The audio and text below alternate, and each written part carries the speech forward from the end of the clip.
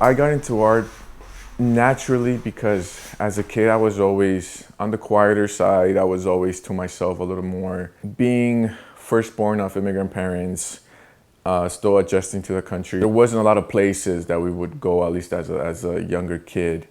It was always just in the apartment. So I spent a lot of time, a lot of hours alone, a lot of hours to myself, doodling or with my imagination, or creating scenes with toys. So naturally, that alone time translated into me eventually just doing art as a natural instinct. Art has definitely been a big escape for me. My art is dark, not in a horror way, but in a very existential angst kind of way. There's a lot of darkness in my art, but it's also very spiritual, and it's an attempt for me to grasp both of my darkness and my light. It's an attempt to understand my own existential impermanence in this world.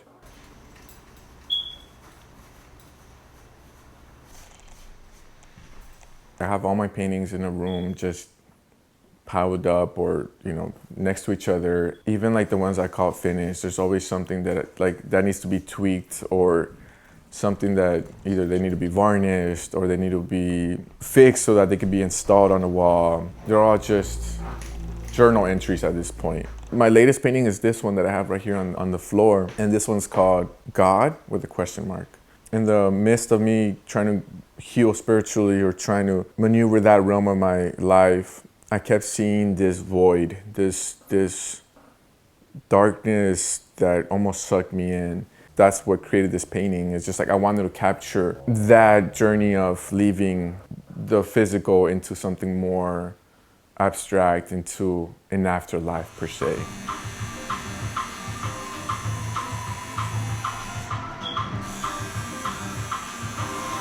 I started tattooing as soon as I got into college, like when I was around 18, 19, and I admittedly did it not the appropriate way. I didn't have an apprenticeship, I didn't go to a shop.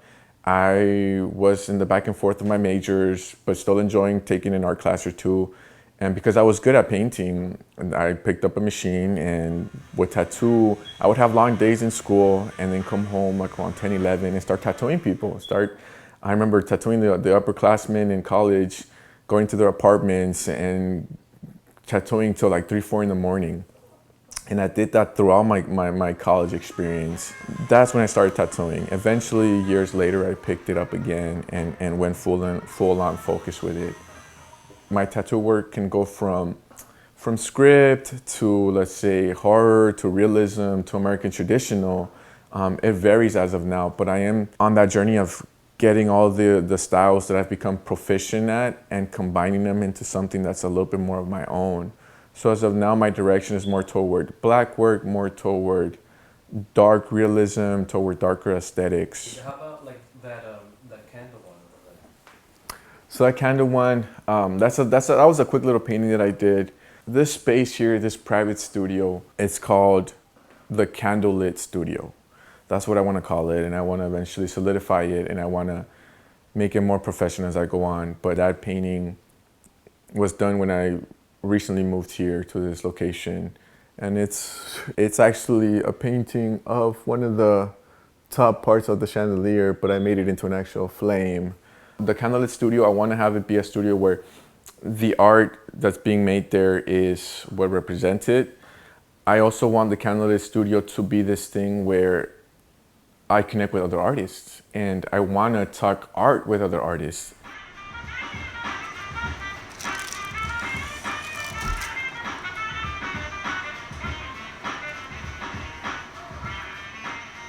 I just want to make great art.